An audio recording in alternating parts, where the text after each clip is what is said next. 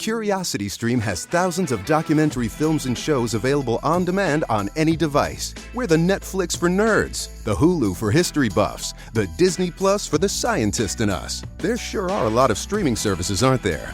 CuriosityStream is the one you definitely need if you're the type to nature dock and chill, if you're an armchair astronaut, if you prefer physics to psychics, or perhaps you know a precocious paleontologist. Go to curiositystream.com to learn more and sign up today. Coming September 1st, Rewind 9/11. Today, we've had a national tragedy. An incredible plane crash into the World Trade Center. A look back at the tragedy of that day. Another explosion has taken place at the Pentagon. It became very apparent that what was happening was terrorism. Fox News presents Rewind 9/11. The people who knocked these buildings down will hear all of us soon. Listen on Odyssey.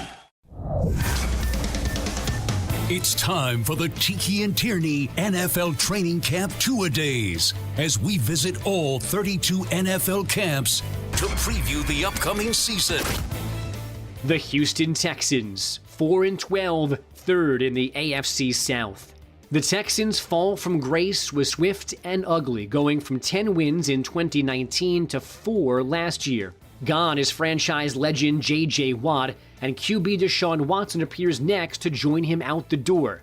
Despite Watson's frustrations, new head coach David Culley still confident they can keep their franchise QB. We are very committed to Deshaun as our quarterback. He is our quarterback. He's a Houston Texan. And again, I feel like that with the commitment that we've made to him, and I feel like that same commitment will be there with us also moving forward. Can the Texans repair their relationship with Watson, or is this team destined for a few years of basement dwelling? Joining us to break it down is former NFL running back and Fox Sports senior analyst Spencer Tillman. How you doing, Spencer? Welcome to the show. Thanks for having me. Good to hear your voice, man. Yeah, likewise, man. It's been a while since we chatted. You heard David Culley there, talking about Deshaun Watson and what he means to the team and how they still view him as their starter, and they hope that he's there for the foreseeable future. I'm just being logical. That doesn't seem realistic. What's your take on this?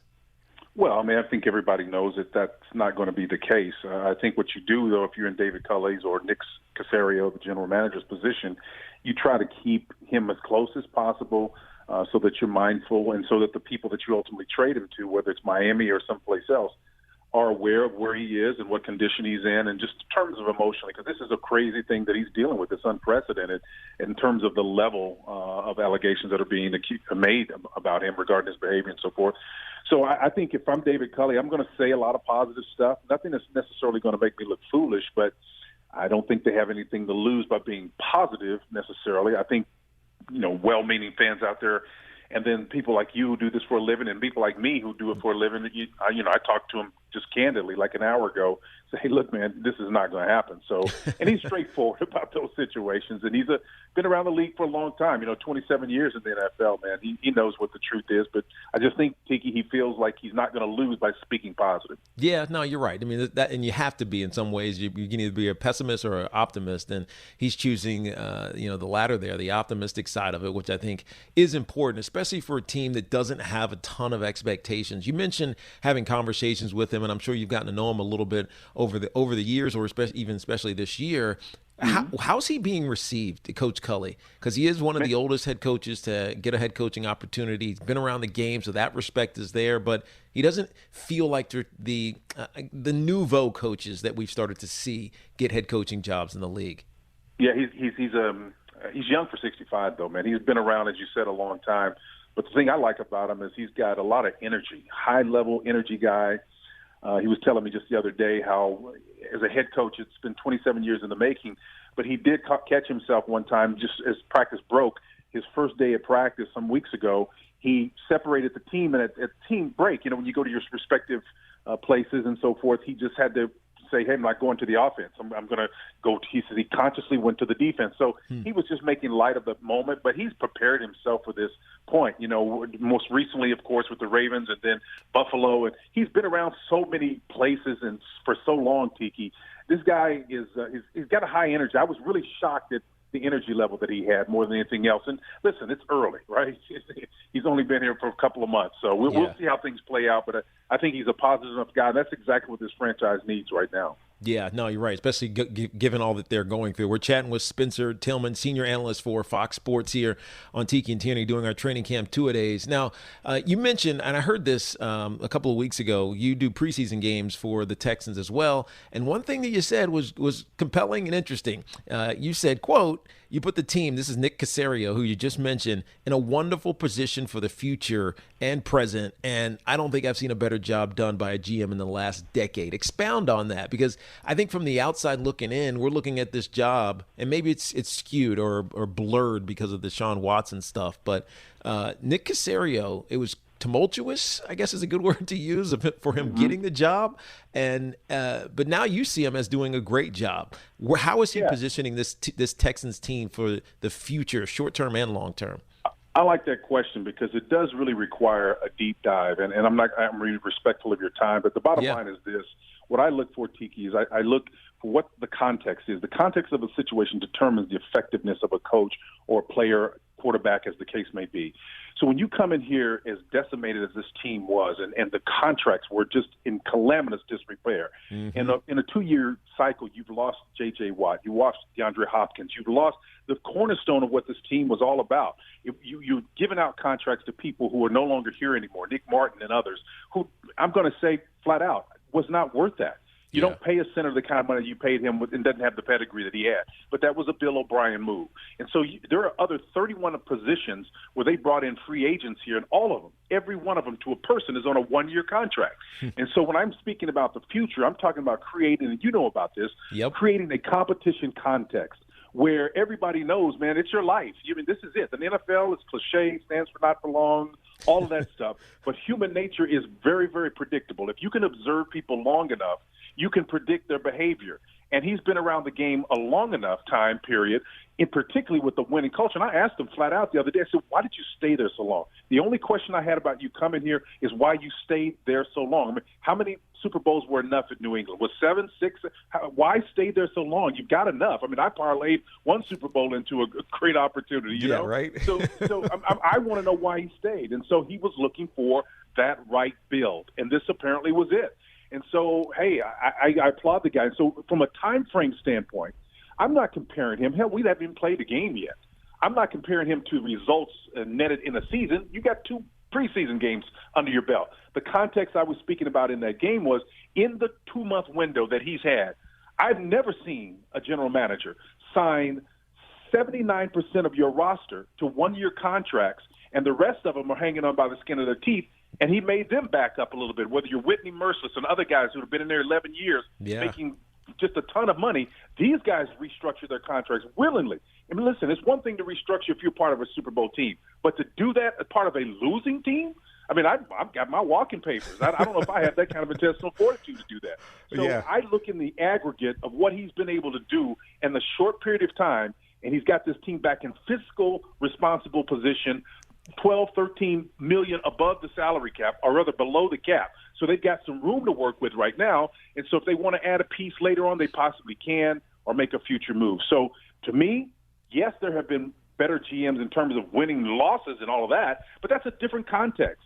We don't have the agreed upon rules that we're talking about. Anybody that takes that statement that I made out of context and somehow cavorts it to mean anything other than the context for that window really didn't understand what I'm saying or what I said in that moment. Yeah, so I don't think I've seen someone do it in that shorter period of time. I'm glad I brought it up, and I'm glad you answered it that way, because you're right. You're absolutely right. We know that this team isn't going to be – they're not winning the Super Bowl next year. Yeah, let's just keep it real. And this is a project. But the way you were describing that, Spencer, it makes total sense to me, because when I think about the history of the New England Patriots, and I'm stepping back to where Nick Caserio came from, they've never been in financial straits, right? They never – ever. Tom Brady never made $20 million a year with the New England Patriots. For the majority of those Super Bowls, never made $20 million. Think about that. These guys are making $35 million. He never made 20. Some of those years he was making 15, right? They were the epitome of a financial responsibility. And whether or not we acknowledge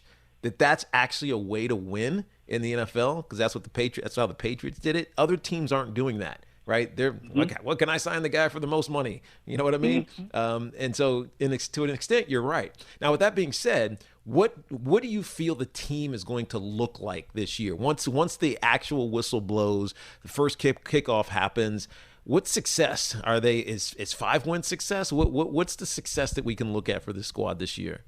Well, we're playing 17. So here's the deal. Here's what I think. I don't know about the numbers are going to be it. Yeah. I think that they can win 6, possibly 7 games, and that's saying a lot, right? I mean, it really is saying a lot. But because of Lovie Smith's approach to the game, and I've had great conversations with him about how he likes to attack the ball in this 4-3 scheme that he has. He's got guys that are stepping up now, like Charles Omenihu, who's now playing with his hand down in a position that he needs to be. Malik Collins he's going to have a renaissance. I mean, watch 97 for them against Tampa Bay. If you guys are watching it, you got access to the game. He is going to be the guy, to me, over these last 3 weeks that will register and manifest the success that he's put in. Because that guy is really, really harkening back to the production he had a couple of years ago. So I'm looking for him. But then there are other people. Zach Cunningham was one of those guys that I talked about that is part of the old guard that has shifted around positions and moved a little bit. Whitney Merciless got his hand down, and so he's in the year 11th. I don't know how productive he's going to be. However, I think he's in a very good position. He's athletic enough, even at this juncture of his career, to have success. And then you look at the back end. You've got guys that have shifted positions, changed around, and got in places that they never had played before that are going to perform well. And, Lonnie Johnson is one of those guys, chief among them. He's a natural safety. And they had him at corner last year. Didn't need to be at corner. But he's back there, man, making plays. He's got 2 interceptions already. The defense has a total of 7 interceptions. They had 9 all of last year. Yeah. So I know it's preseason. I get it. I understand all of it. But I'm looking at how you fly around, your assignments. The 4-3 scheme, particularly the one that peppers in some cover 2 stuff that your brother played exceptionally well in that Tampa 2 package. That thing is fairly simple. It just lets guys run and play fast, man.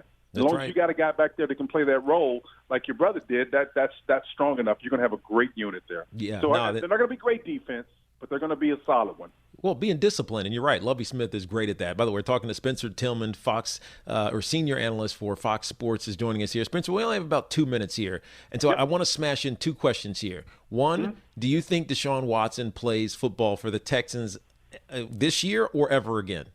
I don't think he'll play for the Texans again. I think that he needs to move on, and that's just my personal opinion. I'm not speaking for the franchise. Yeah, I kind of feel that as well. And lastly, David Culley, who you have a very high opinion of, and I trust you on this. Is he here for the long haul, or is he a bridge? It's a great question. I think if they win, it's going to be hard, given him taking this job. And you say, well, if he's 65, he should have taken it. He's waited a long time to do it. But if he wins, the way he's coming here with this Pied Piper kind of approach, and they bought into it, if he wins, it's going to be tough to not hire him. I mean, to keep him here. So that's the way I see it, Tiki, and maybe a little bit Pollyanna in there. But you round the guy long enough, he's contagious, man. Yeah, I've heard that a lot. Just people love him wherever he's been, and maybe you don't see him as a head coach. He's not a head coach material. Who knows what head coach material actually is? It's just a matter of being a leader in the moment, and that's what he's trying to do. Spencer, it was awesome catching up with you. It was awesome catching up with you. Hopefully I'll see you at some point in person. We've been a while since we caught up in person, but I'd like to do that at one point, man. You're one of my favorites. Absolutely, man. You too. CuriosityStream has thousands of documentary films and shows available on demand on any device. We're the Netflix for nerds, the Hulu for history buffs, the Disney Plus for the scientist in us. There sure are a lot of streaming services, aren't there? CuriosityStream is the one you definitely need if you're the type to nature dock and chill, if you're an armchair astronaut, if you prefer physics to psychics, or perhaps you know a precocious paleontologist. Go to curiositystream.com to learn more and sign up today.